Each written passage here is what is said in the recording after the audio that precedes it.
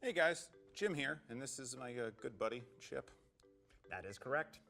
If you've seen our other videos, you know we've been doing our best to explain important investment concepts to you in simple terms.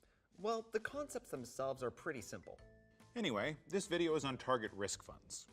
which are another type of asset allocation fund. Last time we discussed target date funds, but instead of focusing on your timeline until retirement, these options are more aligned with risk tolerance. Hey, it's pretty good, but way too complicated. What I think Chip meant to say is that target risk funds require you to make a decision about what type of investor you are. How much risk are you willing to take? That's correct.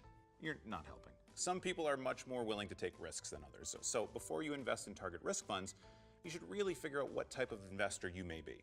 You may be an aggressive investor, a conservative investor, or somewhere in between. There are many risk quizzes and other tools available to help you figure this out. It's a good tip.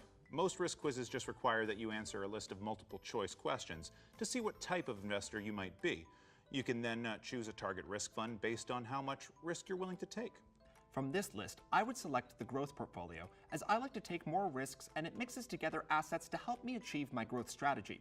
But don't forget to check back regularly and reassess your risk tolerance.